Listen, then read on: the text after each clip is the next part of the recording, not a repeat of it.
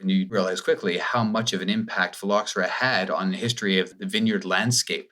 A lot of French producers went to Argentina or went to Spain when phylloxera was really impacting France. And that, of course, had implications on the winemaking techniques and traditions in those countries. They had to rip up, everything was dead. The vines were dead. So it probably changed the way they planted, what varieties they planted, how they planted, their trellising system. Absolutely. Yeah. I mean, everything from the type of grapes that were planted and how they were planted, doing field blends anymore. So just doing monocrops effectively in different vineyards. It really changed in many respects for the better. It really forced winemakers to reassess how they made wine, how they did their work. And as a result, we're now blessed with those learnings.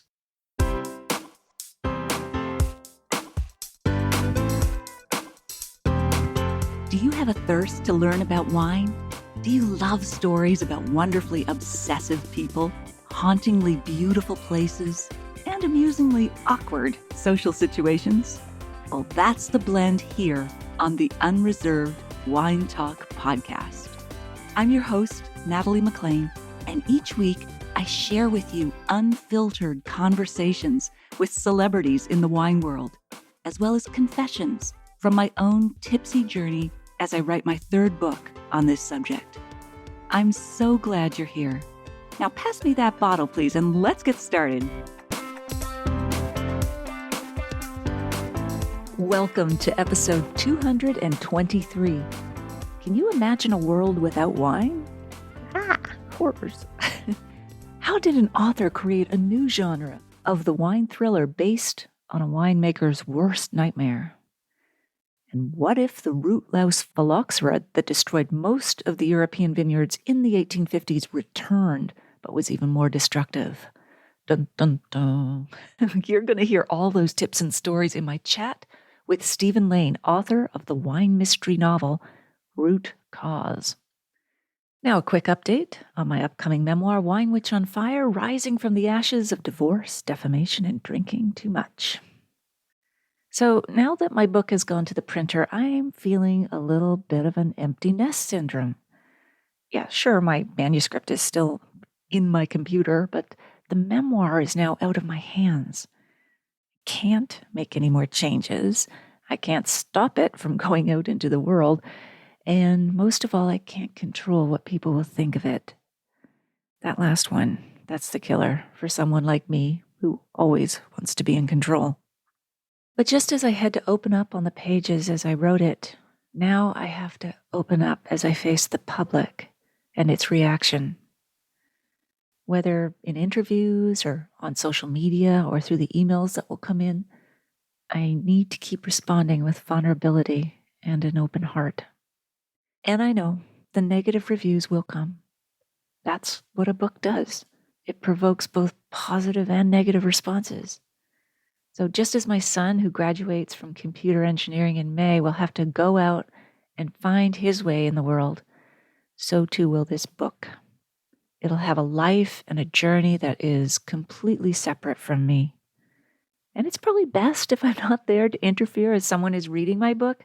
I can imagine standing over their shoulder asking, hey, what did you think of that insight? You didn't miss it, did you? You seem to be turning those pages pretty fast. All I can do now is hope that it's received in the spirit it was written, with love and a desire for hope, justice, and resilience for all those who read it. Here's a review from Lisa Marsano, an early reader from Chicago. I love a good overcoming obstacles story. I felt the author's anxiety at the end of her marriage, wondering how to pay the bills, watching herself be canceled online, and trying to manage her drinking, both professionally and personally. I also felt the peace she achieved and appreciated the insights she gained throughout the process. I see how much the author learned about herself and what she could have done differently.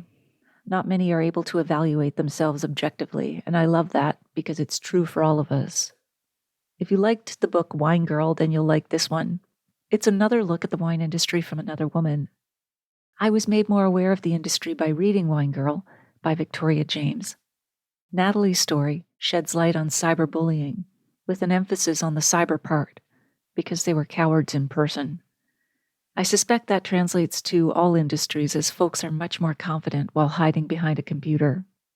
My favorite parts were her getting her writing business off the ground, facing the bullies in person, and maintaining poise while doing a TV segment on pairing wine with fast food, despite those who mocked her for the idea. Again, I really liked the insights that the author gained while telling her story. I believe this book would pair nicely with any book club.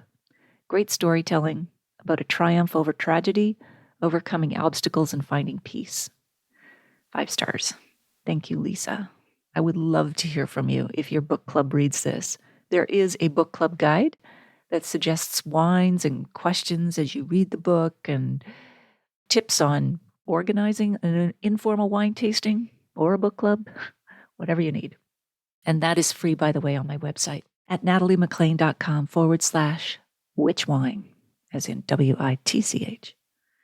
I've posted a link to a blog post called Diary of a Book Launch in the show notes at nataliemaclean.com/223. This is also where I share more behind-the-scenes stories about the journey of taking this memoir from idea to publication. If you want a more intimate insider seat beside me on this journey, please let me know that you'd like to become an early reader and get a sneak peek at the book before it's published. Email me at natalie@nataliemaclean.com. Okay, on with the show.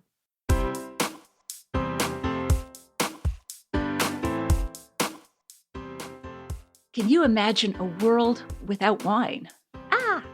What if the root louse phylloxera that destroyed most of European vineyards in the 1850s returned, but it was even more destructive? And have you heard the story about how a winemaker got into hot water with counterfeit wine, a local gang, immigration authorities, and the Bureau of Alcohol, Tobacco, Firearms, and Explosives? Holy smokes, yes, we have all of those stories and more for you with our guest.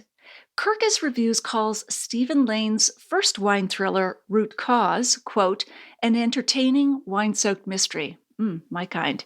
The Washington Post wrote, quote, if Michael Pollan and Dan Brown sat down over a bottle of Barolo and brainstormed a novel based on the neuroses of the natural wine movement, they might have come up with something like Root Cause. I love that.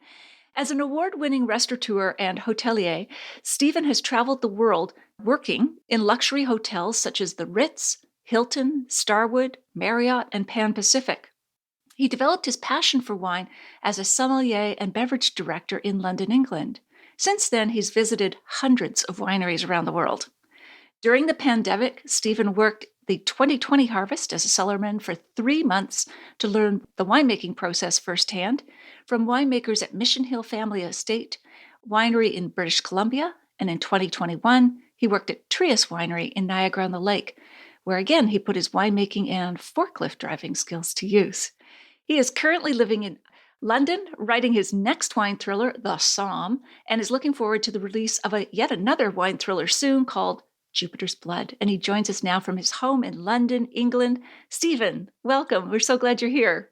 Hi, Natalie. It's great to be here. Thanks for inviting me. Terrific. Wow. I just have so many questions for you. But before we dive into your books, you have lived in 9 different countries. At least that was the count I saw recently. What about travel appeals to you beyond sort of experiencing new cultures and people, that sort of thing? Well, aside from experiencing new cultures and people, I think you learn a lot about yourself, really. So I've learned a lot about myself in traveling and learned a lot about, the world, of course. And they say the cure to anything from ignorance to racism is travel. And I love how they compare travel to being a library, whereas if you don't move, you've only ever read one page. Oh, I love that. So, there's so many great anecdotes about what travel does to broaden the mind, broaden the horizons, and it really does do that. And it's helped me put a lot of my life into perspective and my work in perspective. And it's eternally humbling to see how people live and work in different parts of the world. And at the end of the day, we all come down to the same thing. We want to be happy, we want to take care of our families, and we want to be successful in life. That could be a TED Talk, the intro to a TED Talk, Steven. Very nice. Yeah. Very nice. I love that, your perspective on travel. So how did you first become involved in the wine industry? Well, I was working at a hotel here in London, and I was working in the banqueting department, and part of my job was to organize all the pre-orders for wines for big banquets. And so we've worked very closely with the wine list. And after about 6 months of being there, the directors of the hotel came to me and said, great, it's time to update the wine list. Little did I know that was my responsibility. So a bit daunting at the time. I didn't have a lot of experience in the wine industry or with wines. And this was a wine list that generated between 26 and 30 million pounds worth of alcohol sales per year. Oh So my goodness. upwards of 35 million, 38 million Canadian. Thankfully, I had a very good team of distributors and people that I worked with to buy the wines, and they guided me through the process. So we said we wanted this type of wine, a Sauvignon Blanc or a Chenin Blanc, and then we would do a tasting, look at the brands, look at the pricing, and it all came together. So really, really good introduction. And through that experience, I did get to meet a lot of winemakers and got invited to go see Bollinger in Champagne, got out to Louis Jadot in Burgundy, a few chateaux in Bordeaux. And then, of course, the travel bug, the wine bug just bit me and it's never let go. Oh, that's great. You seem to have gotten your backdoor master of wine with all that tasting and traveling. Good Yes. for you. Somebody else paid for it, even better. So, what was the moment you realized you wanted to write about wine or wine thrillers? Well, I started writing thrillers back when I was in university in Canada, and then I was in a psychology class, and they were talking about Oh, where'd you go to school? I'm just curious. I went to Queen's. Ah, okay. So I did my history degree in Queen's. Cool. So obviously working in hotels was a natural course. But I also did an MBA at Guelph University in hospitality. So while I was at Queen's, I was taking a class in psychology, and they talked about a phenomenon called iatrogenesis, whereby doctors implant memories in people's minds. I thought, wow, what if that was something that really happened? And what would that look like if it was a fictional story? I read a lot of fiction at the time. And because I just had this idea in my mind, I thought, well, maybe I'll write about it. So I wrote my first novel, Lethal Suggestions, based on that. Years later, I wrote another thriller called Iconoclast, a religious conspiracy thriller, back when Dan Brown was very popular. I thought, well, maybe I'll have a go at it. So enjoy the process. But it was only when I met Joel Peterson here in London at a wine tasting from Ravenswood, the head winemaker at Ravenswood Wines. And he told me about a book called The Botanist and the Vintner by Christy Campbell. That's when I read that book and I had another aha moment. What if phylloxera were to come back? And that was the genesis of the story idea for Root Cause. Wow, I love the premise. As we know from researching and writing about wine, it was just devastating. Phylloxera, how much of the vineyards, was it like 80, 90% of the vineyards in Europe? Exactly. I mean, it's hard to think back now just how destructive it was across France, across Spain, across the world, really. And it wasn't just a period of a year or two. I mean, we're not talking a COVID length amount of time. It was over decades, and it took years to discover how to prevent it in future by grafting vines. And to this day, there's still no real prevention except for grafting vines, which isn't the best solution necessarily out there. Yes, and just a quick catch up for anyone not familiar with phylloxera, they had to eventually graft North American vines, hardier rootstock. They had to have those on the bottom and graft those with the European vines. So those North American roots are everywhere now to prevent this. It was a root louse, an aphid, that ate away at the roots of the vines and killed them, right? Yes, and ironically, that came from America initially on ships. So it was an American cause to the problem, but also an American solution to the problem. That sounds like the ultimate marketing plan that some companies Indeed, use today. yes. Here's your problem, here's your Yeah. solution. I didn't know absolutely. that. I didn't know that. Yeah. Is there anything that would surprise us about phylloxera? The devastation is certainly surprising, but the aphid or anything about it that surprised you while you were researching and writing this book? I mean, I'm a Spanish wine scholar, an Italian wine scholar, and a French wine scholar. I had a lot of time off during COVID, thankfully, so it allowed me to study. And when you're doing all these studies and researching all these different areas, you don't realize, or you do realize quickly, how much of an impact phylloxera had on the history of the vineyard landscape. So a lot of French producers went to Argentina, for instance, or went to Spain when phylloxera was really impacting France. And that, of course, had implications on the winemaking techniques and traditions in those countries. That's amazing. And again, they would have also had to replant in a major way. They had to rip up, well, everything was dead. The vines were dead. So it probably changed the way they planted, what varieties they planted, how they planted, their trellising system. I mean, they had to start from scratch anyway. So I'm sure they had to rethink a lot of things. Absolutely. Yeah. I mean, everything from the type of grapes that were planted and how they were planted, doing field blends anymore. So just doing monocrops effectively in different vineyards. It really changed, again, the whole landscape of winemaking in a lot of different countries, but in many respects for the better as well. So it really forced winemakers to reassess how they made wine, how they grew grapes, how the vigneron did their work. And as a result, we're now blessed with those learnings. True. We are the beneficiaries. And just before we keep going on that, can you recall sort of the best moment of your writing career so far? I'm sure there'll be many more to come, but... Certainly getting root cause published, but further to that, just getting engaged with so many people on Instagram, on Facebook, on Twitter, meeting people, meeting winemakers and sharing with them with my book. So it's been a fascinating journey, and every winemaker has a story. Every wine has a story. So it's always fascinating talking to these people and understanding where they came from and what the stories are behind the scenes. And it's all grist for the mill, It rather. is, isn't it? So eventually you'll see a lot of these little stories and anecdotes I pick up along the way in my books. That's great because people get to learn about the industry at the same time that they're wrapped up in this thriller story. I certainly hope so. Yeah. I always enjoy reading thrillers and books where I'm learning along the way or being exposed to a different part of the world or a different industry that I'm not familiar with. Yeah. And again, being wrapped up in a great story. Yes. That's what I hope to do as well. Entertain, educate, and just let people know what the wine industry is all about. Exactly. Always have to entertain before educate, or else no one's paying attention or gets to page 17 in your book. I do need to stop myself occasionally. People might not be too interested in hearing the history of a grape for 3 pages. So I would be, but then again, that's a pretty small niche audience, isn't it? I think so. So that's the feedback I quite often get from my beta readers when they say, okay, Steve, you're info dumping now. We don't need to know all this. Just tell us what's happening next. Right. Oh, gosh. I hear you. Because, there were certain parts of my memoir where I wanted to slot in something that was really sounded like an essay or just, some nice description of vineyard or something. And it's like, you know what? That's really not moving the story forward. You Exactly. really do have It's to. not serving a story. Yeah. You have to kill your darlings, as I guess Hemingway said. So tell me you mentioned them, the beta readers, how does that work for you? Who are they and what do they do for you as you're writing a book? Well, initially, like with many writers, it was a very small pool of my family. But over time, I developed a bigger pool of individuals I worked with to read the books. And it was friends. But now I work with a group of writers with international thriller writers. So one's a doctor, one writes TV shows for everything from House to whatever else TV shows are on these days, but some really, really good writers. So we meet every month. We all submit 5,000 words a month. We review each other's work, and it's great because I get a lot of feedback from people from around the world at different levels of their writing.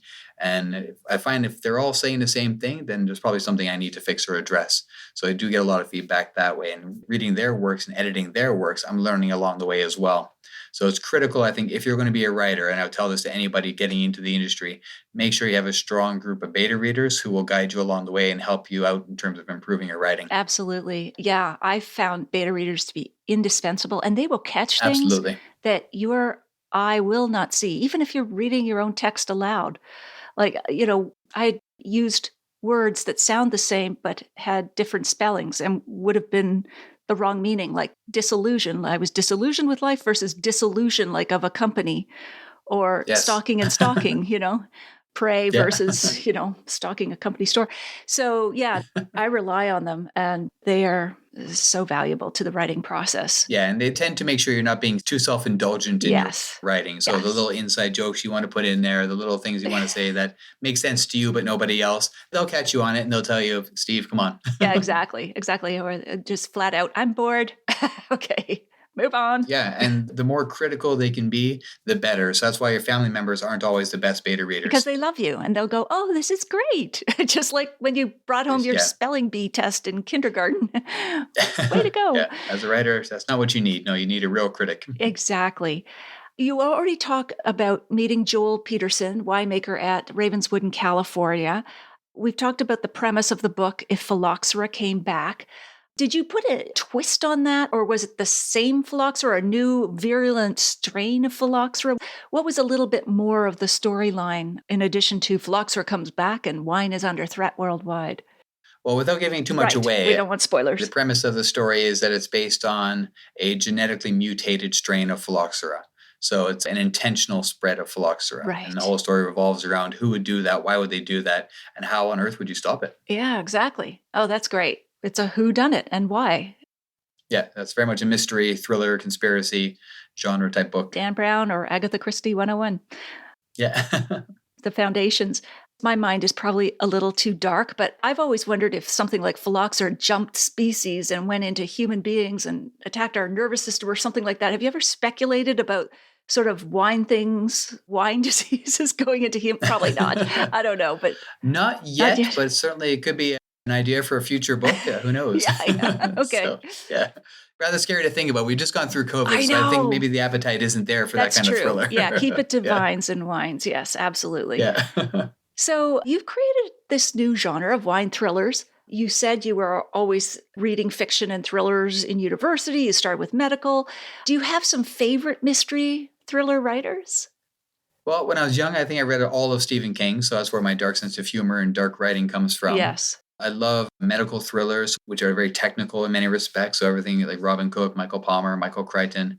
But I really enjoy thriller writers too, like James Rowlands or Matthew Riley. Douglas Preston and Lincoln Child have really great, intelligent thrillers. So I like thrillers that make you think. And again, that take place in a world or an industry that maybe you're not familiar with that you can learn along the way. Because when you start talking to winemakers or anybody in any industry, there's all sorts of fascinating aspects to their work. You think, oh my God, that'd be a great thing for a book. And in Dragon Vine, my second wine thriller, I was chatting with, oh God, who's the winemaker now? Bruce Cakebread in Napa Valley. And we were chatting about stuck fermentations. And because I asked him, what's the worst thing that can happen to you on a day-to-day basis? And he said, stuck fermentations. Oh, wow. And what is that? Just for those who don't know, a stuck fermentation. It's when the fermentation of the wine stops. So of course, when you've got your juice in the tank, it's fermenting and the alcohol is being created. And if you run out of fuel or you run out of sugar, the fermentation stops. And if you have a stuck fermentation because there's not enough yeast or not enough sugar, then you'll have a big vat of Kool-Aid essentially, or semi-fermented wine, which would just be for waste. So you've got to unstick the fermentation. And there's a series of different ways you can do that. And I talk about that in the novel. So there's a challenge that the young winemaker has to solve on the spot. Huh. Cool. You just rattled off a list of great mystery writers. We'll include those in the show notes if people want a reading list, because I'm sure they'd love to tap into your books and then segue right over to those. I hadn't heard of some of them, so I'd love to get your list afterwards. I read very widely. So right now I'm reading a book. Absolutely. I'm reading some nonfiction books. One's called Making Numbers Count.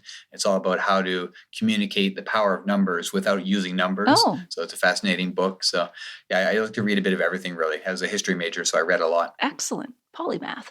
So what was the inspiration for your second book, Dragon Vine? Maybe tell us a little bit about what the storyline is, again, with no spoilers. Yeah.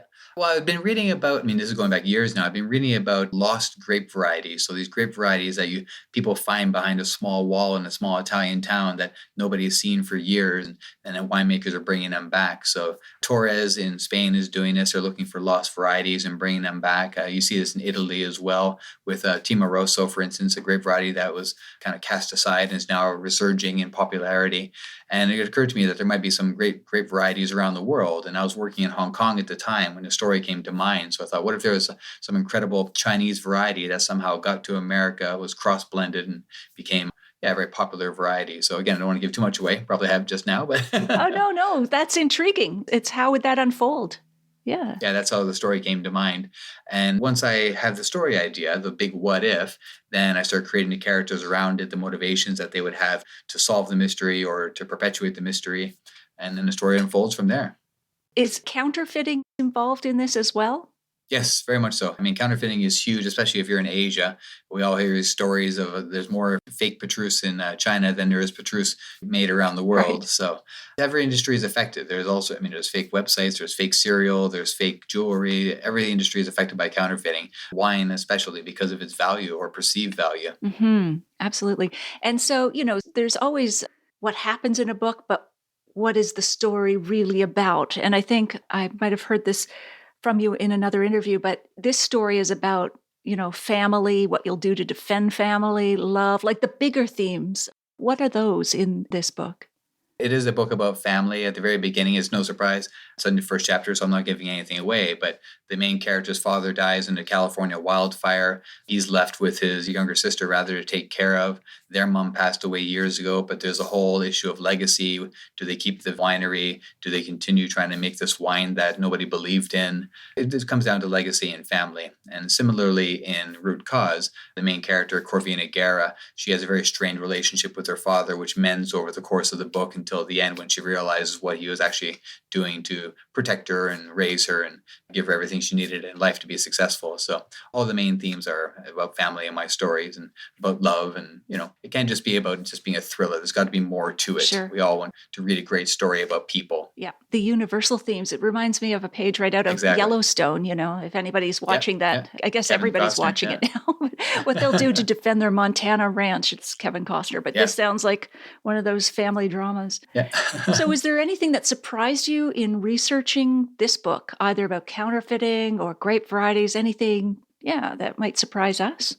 Well, as a history major, I love to research. So when I was researching this book, what they'll say about writers quite often is you'll only put about 10% of what you learn in a book. True. And that's for sure the case with the Chinese wine industry. I did a ton of research on Chinese wine, the grape varieties, the history, first emperor, and only about 10% actually makes it into the book in some way or another. But yeah, the rich history of winemaking in China really surprised me, and the sheer variety and the sheer future of the winery industry and the grape industry in China is phenomenal. I mean, they're going to be surpassing many other wine producing countries in the next 10, 20, 30 years. Wow. So it's a region we all need to keep an eye on. And there's a lot of people going out there to support it and to help build it. Interesting.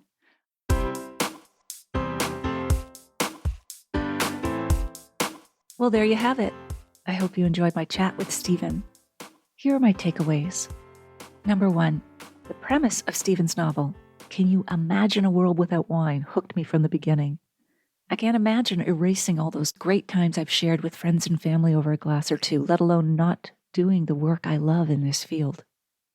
Number 2, I really like how he takes a winemaker's worst nightmare and then ups the ante by having the root louse phylloxera come back as even more destructive. This just doesn't seem to be an impossibility with today's climate change as well as the mutation of viruses that spread around the world quickly. And 3, I enjoyed Steven's insights into how travel changed his perspective. I think each trip, each location, brings out a different piece in us. In the show notes, you'll find my email contact, the full transcript of my conversation with Steven, links to his website and book, and where you can find the live stream video versions of these conversations on Facebook and YouTube Live every Wednesday at 7 p.m. You'll also find a link to my free ultimate guide to wine and food pairing. That's all in the show notes at nataliemaclean.com/223. Email me if you have a sip, tip, question, or would like to be an early reader of my memoir at natalie@nataliemaclean.com. If you missed episode 13, go back and take a listen. I chat about blending humor and wine in South Africa with Charles Back of Fairview Wine. He is hilarious. I'll share a short clip with you now to whet your appetite. When the farmers have an altercation in France, what they normally do, they drive into Paris with big truckloads of manure and dump it on the Champs-Élysées. So I thought, being African, we're going to be a bit more sophisticated than that. And I vacuum packed some goat droppings to take to the ambassador because they've got beautiful gardens. And I thought they could be fertilized with some perfect goat droppings. And I presented to him with a beautiful brie that we make at Fairview and obviously a magnum of Goat's Rhone. And it all ended in a good spirit. And they stopped pursuing the trademark infringement. And today I own the trademark Goat's Rhone. That is fabulous. And did the publicity help at all? I think that's the reason why they stopped. I wish they carried on because I subsequently registered goat roti, which is a roasted goat. Then we also had Bordeaux. A doe is a female goat, so she's very bored because she's only permitted to grow 5 varieties of grape, which is terrible.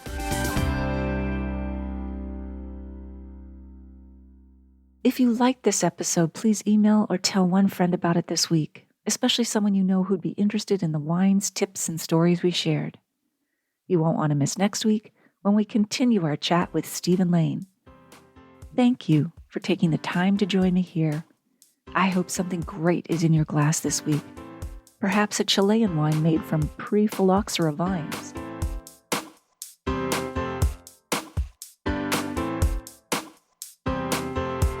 You don't want to miss one juicy episode of this podcast, especially the secret, full-bodied bonus episodes that I don't announce on social media. So, subscribe for free now at nataliemaclean.com/subscribe. Meet me here next week. Cheers.